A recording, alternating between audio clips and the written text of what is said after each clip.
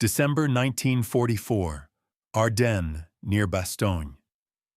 The Ardennes forest is snow-covered, with temperatures at -10 degrees Celsius. I am Corporal James Sullivan, 101st Airborne Division, 506th Parachute Infantry Regiment. My M1 Garand rifle, serial number 245391, is in hand, its metal cold through my gloves. We are entrenched 3 miles east of Bastogne, Belgium, defending against a German offensive begun December 16, 1944. The men call me Sully, a Chicago native tasked with squad leadership. My equipment is worn. The M1 is reliable, but ammunition is limited to 80 rounds. My field jacket is torn, patched with canvas. My boots are damp, risking frostbite. We have 2 M9 grenades and scarce .30 caliber rounds for the M1919 machine gun. I cleaned my bayonet with motor oil from a Jeep as supplies dwindle. Snow accumulates on gear, food, and bandages, complicating operations. It is December 20th, 1944, with heavy snowfall reducing visibility to 100 meters. The terrain is dense forest, with hills and narrow roads like the Bastogne-Foy route, critical for supply lines. Bastogne, a road hub, is surrounded by German forces 7 miles west. Our foxholes dug into frozen ground offer limited cover. Fog and wind intensify the cold, impacting morale and logistics. Combat is relentless. Our 105mm howitzers fire 15 rounds per minute, shaking the earth. German Panzer IV tanks emit low rumbles, and their MG-42s fire 1,200 rounds per minute. At night, artillery shells whistle, and screams indicate casualties.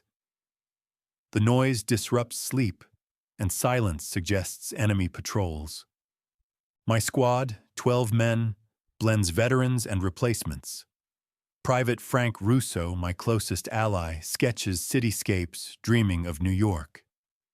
Rations, K-rations with canned meat, are frozen, supplemented by scavenged potatoes from a farmhouse.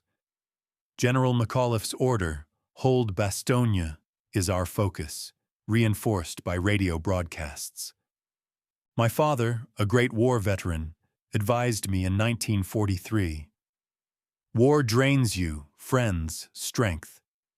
Keep something solid, like home, to stay sharp." His 1918 Argonne experience informs my approach to this winter siege. December 1944. Ardennes, Bastogne perimeter. Replacements arrived from reserve units, undertrained for winter combat. Private Robert "Bobby" Klein, 20, struggled to load his M1 during a barrage, hands shaking from cold. I showed him the clip mechanism, but his inexperience is a liability. Russo said, "Stay with Sully, kid, though survival is uncertain in these conditions." Lieutenant Harold Bennett ordered a defense of a wooded hill 1 mile north against German infantry and tanks. The position, exposed to MG-42 fire, is critical to the Bastogne perimeter. Bennett, a West Point graduate, patrols our lines. "Sullivan, keep the squad alert," he instructed. I nodded, noting the challenge of open terrain. Snow clogs the M1919's barrel, requiring frequent clearing. I rigged a tarp cover, marginally effective. Water is rationed to 150 milliliters daily, melted from snow. Medical supplies are low. I used a boiled sock to clean a wound, per field manuals.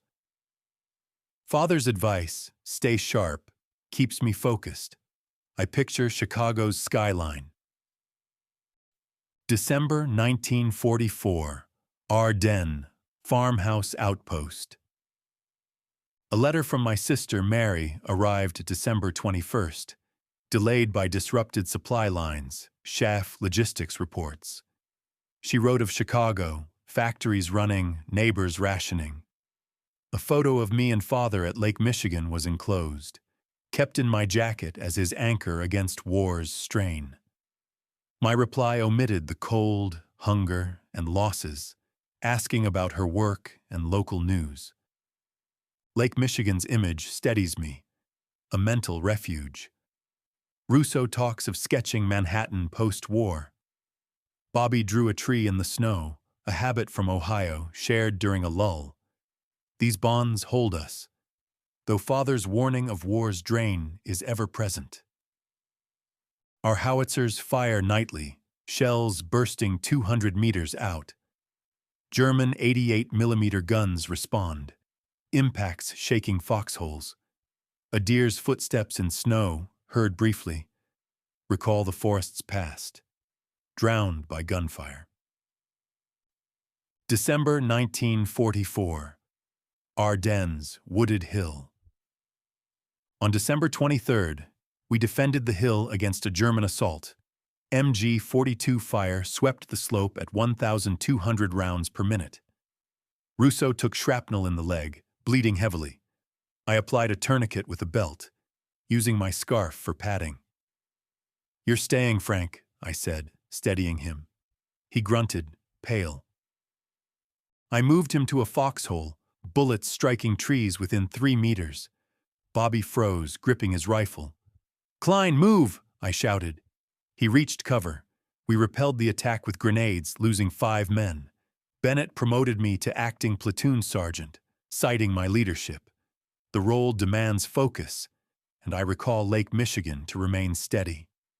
Silence followed, amplifying father's warning. War drains you. The snow-covered forest, littered with debris, marks each loss. Russo's sketches and Bobby's drawings linger, urging caution. December 1944. Ardennes, village outskirts. On December 25th, near Neuville, we met Belgian civilians, a farmer and his daughter, in a shelled farmhouse. German advances had destroyed their crops, forcing reliance on hidden stores, chef civilian reports. The farmer offered potatoes, his hands calloused. I shared a K-ration tin, noting the daughter's knitted scarf, like Mary's. She pointed to Bobby's tree drawing, a shared gesture. Their village lies on the Bastogne-Foy road, a key supply route.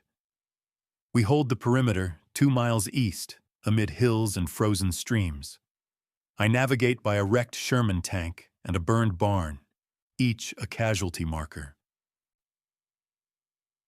December 1944, Ardennes, Bastogne perimeter. Russo's leg heals, though he limps. He sketched a bridge for his portfolio, kept with my photo.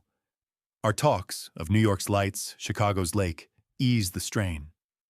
Bobby's tree drawings persist, shared quietly. Bennett relies on me for patrol plans, indicating trust. The platoon, now 8 men, shares frozen rations and cigarettes, united by duty. Combat continues. Tank rumbles, M1 bursts, boots crunching snow. McAuliffe's nuts reply to German surrender demands. Broadcast via radio boosts resolve. Our trench talks sustain us. December 1944, Ardennes, Frozen Ridge. Bobby died December 27th, killed by an 88mm shell. I found him in a crater, a tree drawing in his hand, body shattered. I secured his tags and buried him in the snow. Russo stood silent, eyes down. Bobby's drawings, his Ohio stories, were ours to protect. And I failed. Leadership requires I persist. Father's advice, keep something solid, grounds me. Reports indicate German retreats, with Allied relief nearing Bastogne. Shelling persists and cold intensifies. We hold our line, but losses mount. January 1945. Ardennes, Bastogne outskirt. At dusk, January 1st, artillery pauses. I sit by a foxhole, observing the stars Bobby drew. My gear is light, ammunition and rations nearly gone. I endure, driven by the fallen. Father's Argonne wisdom to stay sharp centers me. Lake Michigan, Rousseau's sketches, Bobby's trees, these I carry.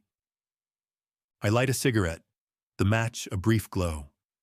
Rousseau's sketch, my sister's photo, and Bobby's stars remain with me. I am disciplined, resilient, shaped by duty. The Ardennes, scarred and frozen, persists. I exhale smoke, a silent tribute to the men, Chicago, and my resolve to return.